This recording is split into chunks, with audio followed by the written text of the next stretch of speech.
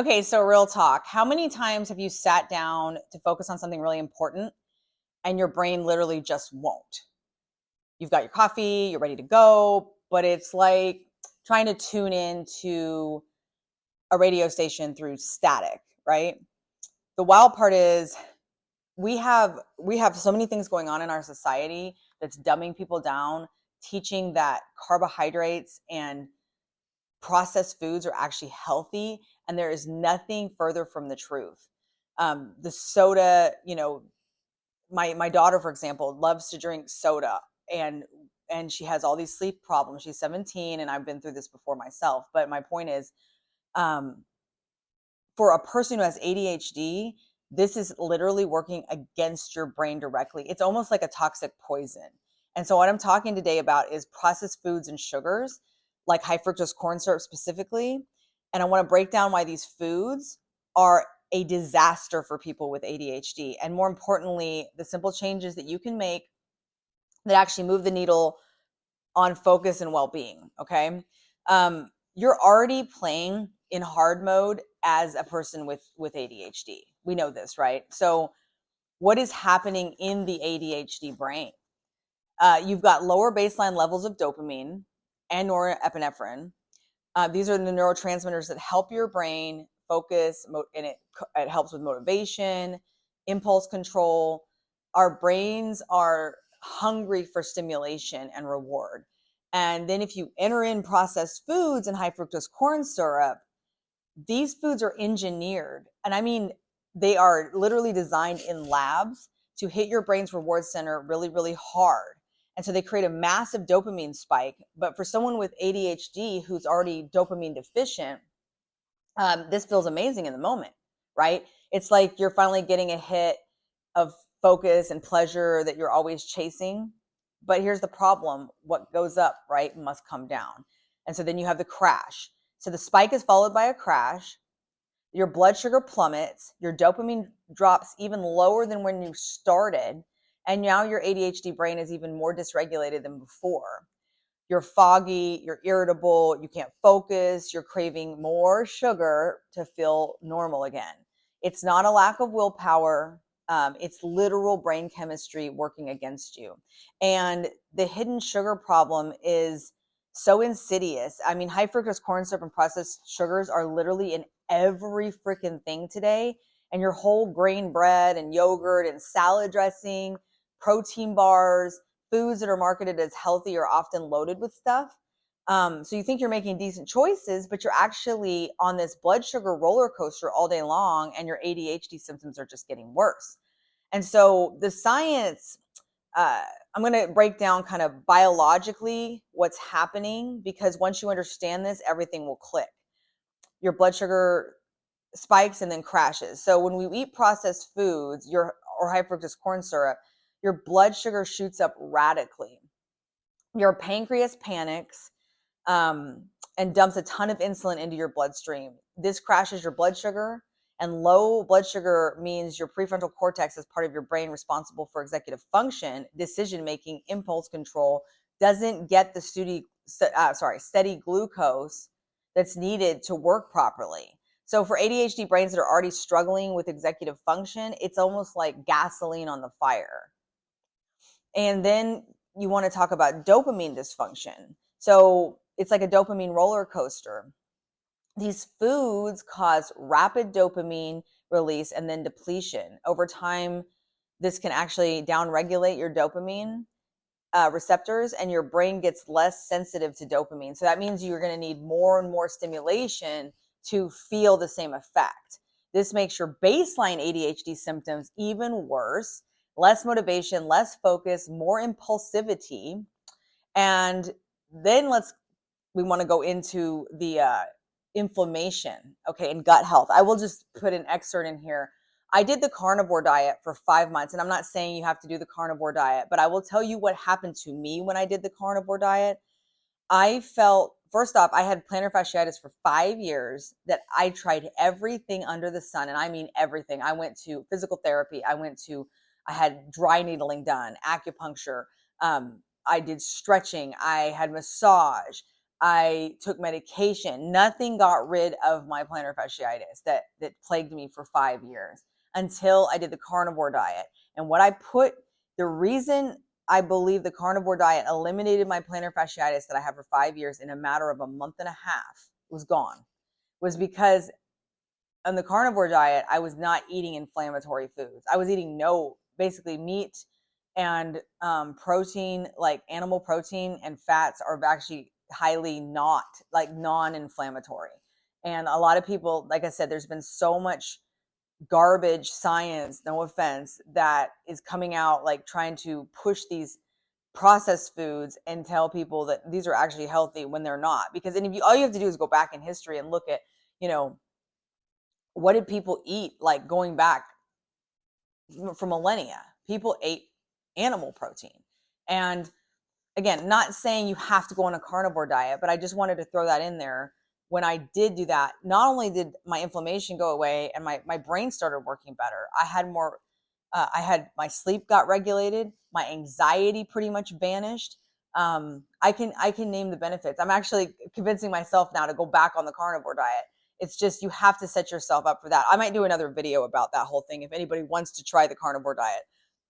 And maybe we'll like do it together, because I'm shooting to go back into the carnivore diet.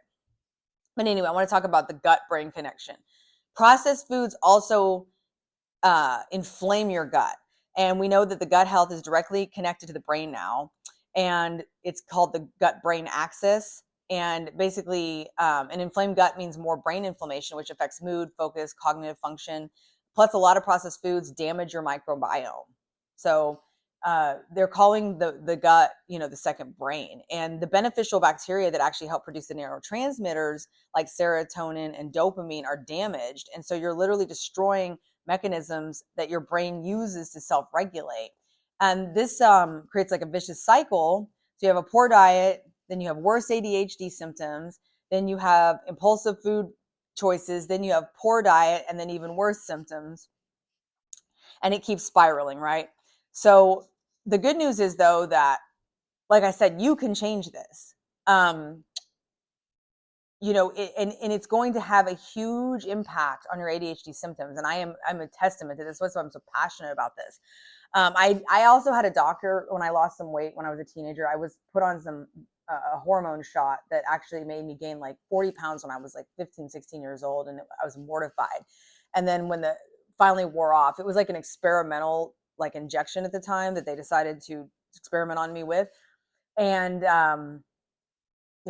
some of the stuff I think about in the past is just mind blowing. But anyway, I went to a weight doctor, and I'm not saying it was correct, because he gave me like diet pills, back in the day in the 90s, that they'd give you these huge amounts of phentermine, and I had no appetite at all. So I lost the weight as quick as I gained it. But the thing was, I remember that doctor told me, he said, never drink your calories. And I had never, like, I wasn't educated. I was a teenager. So he's like, look at how much sugar in calories are in one soda. And you should only be consuming like X amount of sugar per day. And this is like 5 to 6 times just in one little bottle or one little serving. And then he said, truthfully, how much soda are you actually drinking when you drink soda? And I'm like, oh, I drink soda like all day long. So when I literally stopped that one thing of drinking soda, and it's like that has been burned into my brain, like, do not drink your calories. I lost like 15, 20 pounds immediately just from that, just from cutting out the soda. So you don't need some extreme elimination diet. You just need to make a few strategic swaps to help stabilize your blood sugar and support dopamine production and reduce inflammation. You can also take berberine to help, like, berberine is almost like a natural metformin, and I take it religiously. I have really not been sick since 2020. And I think because it's anti-parasitical, antifungal, antiviral. The reason, though, I started taking it was to balance my blood sugar and get my triglycerides like in order. And it did that, but it has all these other benefits. So berberine is a great supplement to take, in my opinion. So these are like practical dietary changes you can make. Swap processed foods for whole foods. So even if you're trying, like, you're still eating some sugar here and there, just make sure it's real sugar, like in the beginning. I would say I'm the kind of person that goes cold turkey, but I'm just saying, if you can't do that, at least eat whole foods.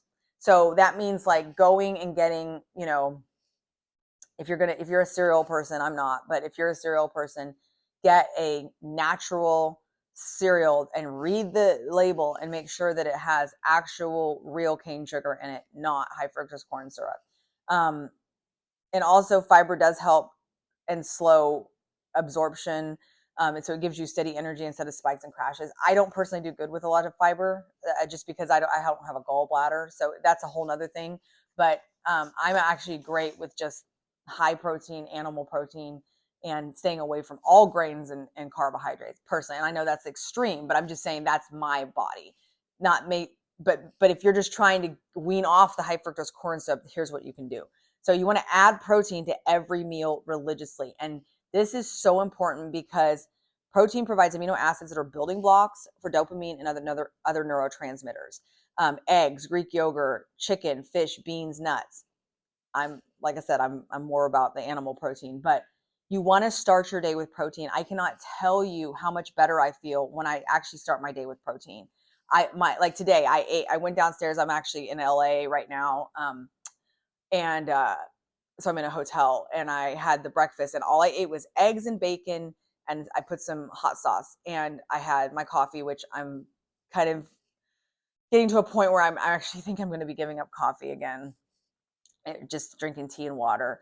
That's again, another video I'll do, but I feel like a lot. Like I feel like on point today. I'm like, oh my God, I can get this done because my brain was fueled from the very beginning of the day with high quality protein. Okay. Eggs are a great protein. I don't care what anybody says. Like you can research, if you research real science, it will tell you. I mean, we've been eating eggs for millennia and it's an amazing whole food, whole protein. And also has some fat in there that's good for your brain. So you want to prioritize healthy fats. So your brain is 60% fat. So it needs good fats to function. This includes like avocados, olive oil, fatty fish, omega-3s especially. Okay. Very good for ADHD. I need to actually get back on my omega-3 supplement.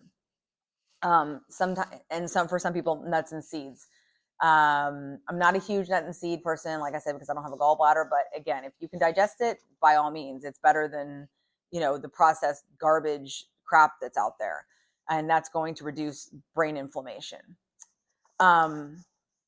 So you want to read the labels, like I was saying, to avoid the hidden sugars. You're going to have to become a label reader. I became a label reader like 20 something years ago when I first learned about all this stuff, and I've never stopped, and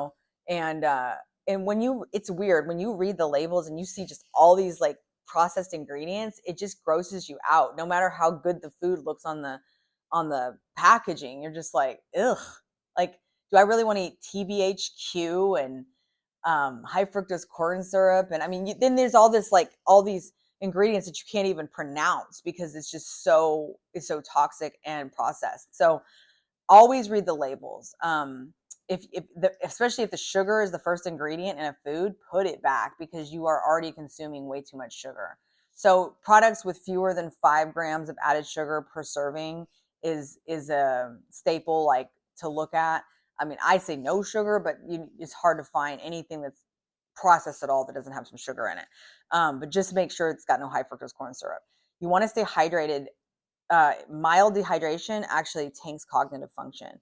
And this is something I struggle with personally. I'm working on drinking more water, but also you want to put some salt in your water, like some you can get those salt packets, like I can't remember what they're called, but a lot of carnivore people use them. I've used them.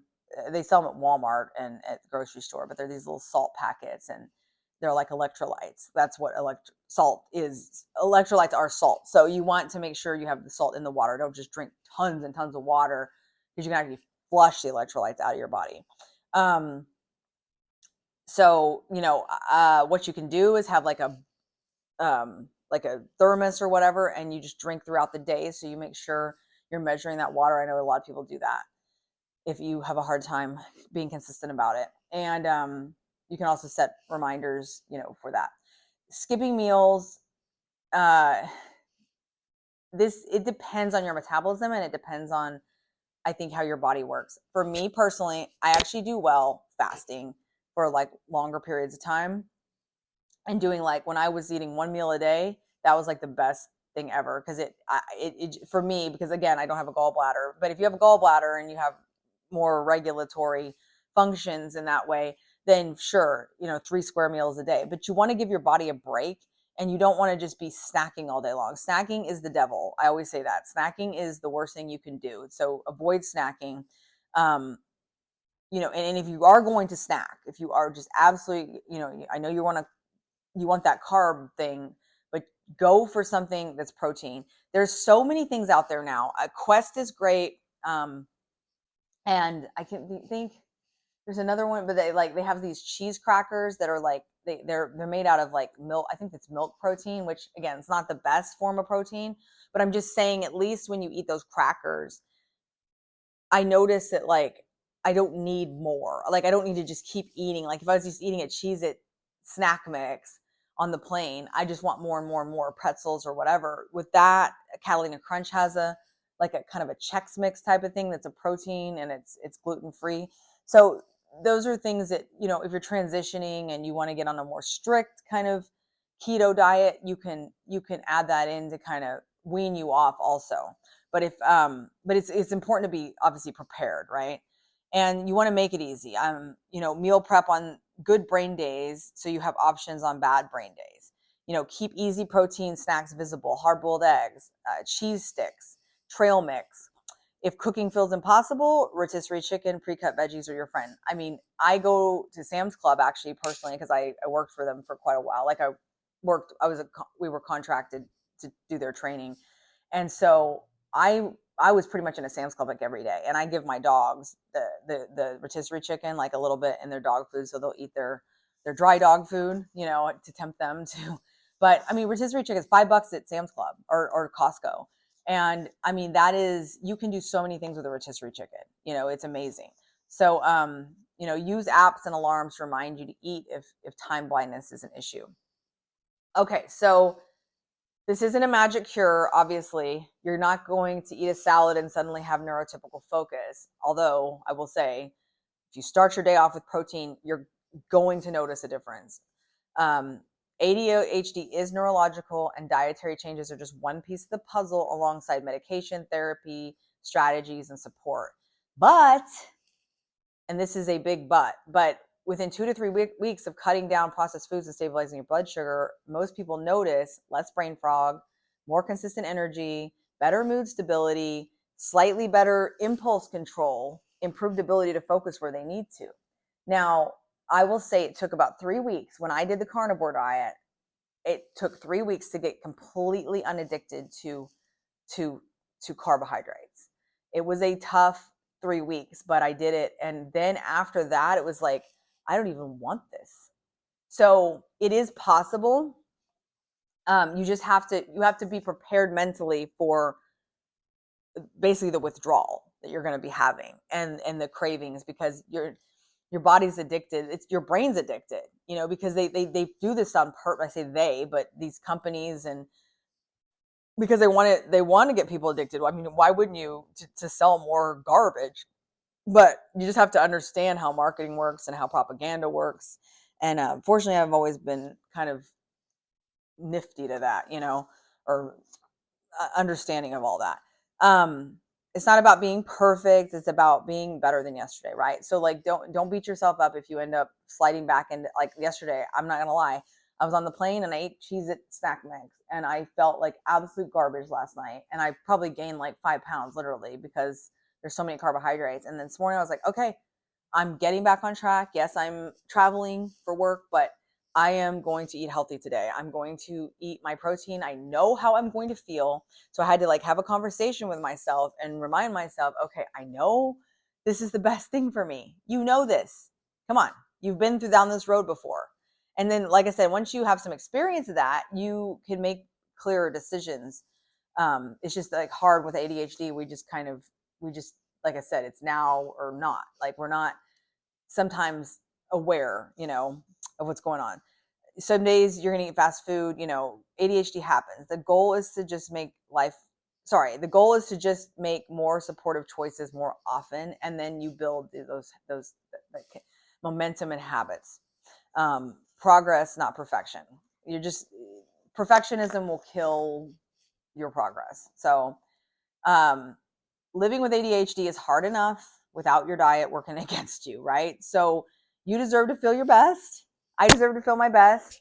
You deserve a brain that cooperates with you at least a little bit. So start small, pick one thing from this video. Maybe it's adding protein to breakfast, or swapping your afternoon soda for water and a handful of almonds. Just one thing, master that and then add another. Your ADHD brain is different. We know this, but it's not broken. It just needs that extra, it needs like the right fuel to work effectively. Just like if you went and you put diesel in a gasoline car, it's just not going to work correctly, right? It's going to destroy the engine. Same thing. You need to put real fuel into your body, because your body is a machine and your brain is the controller of that. So anyway, that's all I had for today. If this was helpful, drop a comment, or let me know what dietary changes you guys have made, and I will see you in the next video. Bye.